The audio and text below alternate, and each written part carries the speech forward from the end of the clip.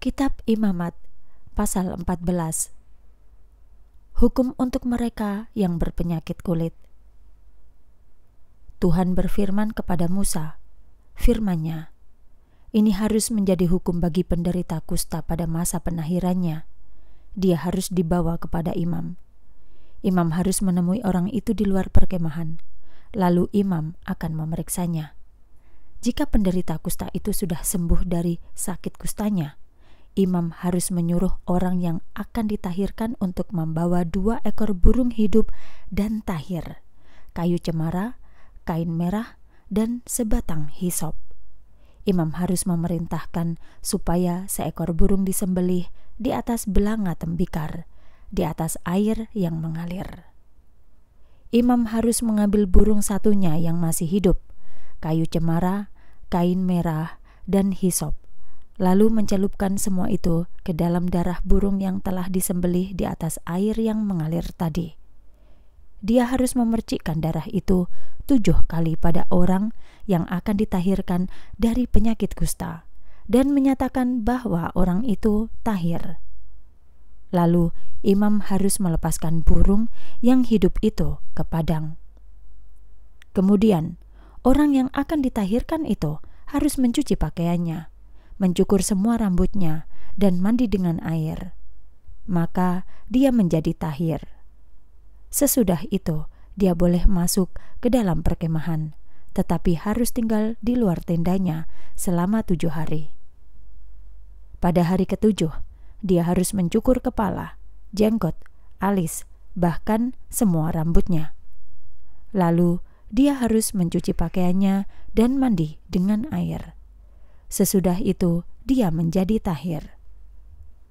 Pada hari ke-8, orang itu harus mengambil 2 domba jantan yang tidak bercacat dan seekor domba betina yang tidak bercacat yang berumur 1 tahun, dan 3/10 eva tepung halus yang dicampur dengan minyak sebagai kurban sajian dan 1 log minyak. Imam yang menyatakan orang itu tahir harus membawa orang itu dan persembahannya ke hadapan Tuhan di pintu masuk tenda pertemuan. Imam harus mengambil salah satu domba jantan itu beserta 1 log minyak tadi dan mempersembahkannya sebagai kurban penghapus salah, serta mempersembahkannya sebagai persembahan unjukan di hadapan Tuhan. Lalu imam harus menyembelih domba jantan satunya di tempat dia menyembelih kurban penghapus dosa dan kurban bakaran di tempat kudus.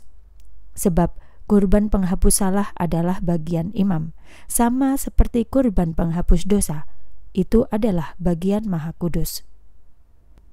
Imam harus mengambil sebagian darah kurban penghapus salah dan mengoleskannya pada cuping telinga kanan dan pada jempol tangan dan kaki kanan orang yang akan ditahirkan.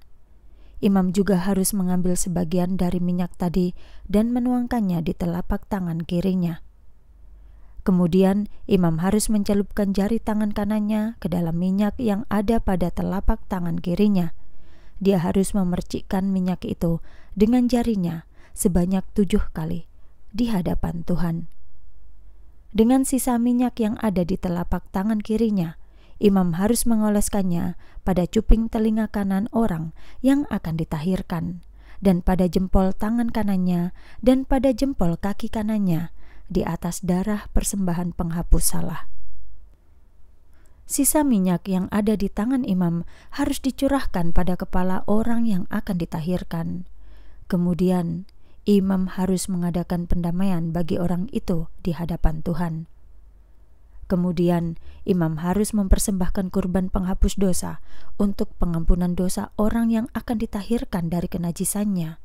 Sesudah itu, ia harus menyembelih kurban bakaran. Imam harus mempersembahkan kurban bakaran dan kurban sajian di atas mazbah. Begitulah imam mengadakan pengampunan dosa bagi orang itu, sehingga dia menjadi tahir. Jika orang yang akan ditahirkan itu adalah orang miskin dan tidak mampu memberikan semua persembahan itu, maka dia harus membawa seekor domba jantan untuk kurban penghapus salah sebagai persembahan unjukan bagi pengampunan dosanya. Selain itu, dia harus membawa 1/10 eva tepung halus yang dicampur dengan minyak sebagai kurban sajian, 1 log minyak, dan 2 ekor burung tekukur atau 2 ekor burung merpati muda sesuai kemampuannya. Yang seekor untuk kurban penghapus dosa dan yang seekor untuk kurban bakaran. Pada hari ke-8, orang itu harus membawa kurban penahirannya kepada imam di pintu masuk tenda pertemuan di hadapan Tuhan. Imam harus mengambil domba kurban penghapus salah dan 1 log minyak tadi. Dia harus mempersembahkannya sebagai kurban unjukan di hadapan Tuhan. Berikutnya, imam harus menyembelih domba kurban penghapus salah dan mengambil sebagian darahnya. Dia harus mengoleskannya pada cuping telinga kanan dan jempol tangan kanan dan jempol kaki kanan orang yang akan ditahirkan. Imam harus menuangkan sebagian minyak ke telapak tangan kirinya sendiri, dan dengan jari tangan kanannya dia harus memercikkan sebagian minyak yang ada di tangan kirinya sebanyak 7 kali di hadapan Tuhan. Imam harus mengoleskan minyak yang ada di tangan kirinya pada cuping telinga kanan dan jempol tangan dan jempol kaki kanan orang yang akan ditahirkan di tempat darah kurban penghapus salah dioleskan. Sisa minyak yang ada di tangan imam harus dicurahkan pada kepala orang yang akan ditahirkan untuk mengadakan pengampunan dosa baginya di hadapan Tuhan. Selanjutnya, imam harus mempersembahkan 1 dari 2 ekor burung tekukur atau burung merpati muda sesuai kemampuannya. Yang seekor untuk kurban penghapus dosa dan yang seekor untuk kurban bakaran bersama dengan kurban sajian. Demikianlah imam harus mengadakan pengampunan dosa untuk orang yang akan ditahirkan di hadapan Tuhan. Itulah hukum bagi dia yang terjangkit penyakit kusta, yang tidak mampu memenuhi persembahan untuk penahirannya. Hukum tentang kusta di dalam rumah. Selanjutnya, Tuhan berfirman kepada Musa dan Harun, firman-Nya, "Jika kamu memasuki tanah Kanaan yang akan kuberikan kepadamu, dan aku menaruh 1 tanda penyakit kusta pada sebuah rumah di negeri itu, maka pemilik rumah itu harus memberitahukannya kepada imam. Katanya, kelihatannya ada tanda seperti penyakit kusta di rumahku. Imam harus memerintahkan supaya rumah itu dikosongkan sebelum dia datang untuk memeriksa tanda itu. Dengan demikian, segala sesuatu yang ada di rumah itu tidak menjadi najis. Setelah itu, imam harus memeriksa rumah itu. Imam harus memeriksa tanda itu. Jika tanda pada dinding rumah itu berupa lekuk-lekuk berwarna kehijauan atau kemerahan dan terlihat lebih dalam dari permukaan dinding, dia harus keluar dari rumah itu menuju pintu rumah itu, lalu menutup rumah itu selama 7 hari. Pada hari ke-7, imam harus kembali dan memeriksa rumah itu lagi. Jika tanda itu menyebar ke dinding rumah, imam harus memerintahkan supaya bagian dinding yang terdapat tanda itu diambil batunya dan dibuang ke tempat yang najis di luar kota. Kemudian, dia harus memerintahkan agar bagian dalam rumah itu dikikis berkeliling, dan kikisan lepak itu harus dibuang ke tempat yang najis di luar kota. Lalu, mereka harus memasang batu-batu lain untuk menggantikan batu yang telah diambil dan memasang lepa yang baru pada rumah itu.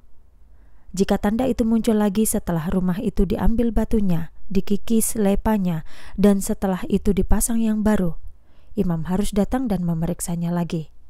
Jika dia melihat bahwa tanda itu menyebar di dalam rumah, maka itu adalah penyakit kusta yang ganas di rumah itu. Jadi, itu najis. Dia harus meruntuhkan rumah itu, seluruh batu, kayu, serta lepanya, dan dia harus membawanya ke tempat yang najis di luar kota. Setiap orang yang masuk ke rumah itu ketika ditutup akan menjadi najis sampai matahari terbenam. Setiap orang yang makan dan tidur di rumah itu harus mencuci pakaiannya. Akan tetapi, jika imam datang untuk memeriksa kembali rumah itu dan mendapati bahwa tanda itu tidak menyebar sesudah dipasang lepa yang baru, imam harus menyatakan bahwa rumah itu tahir karena tanda itu tidak muncul lagi.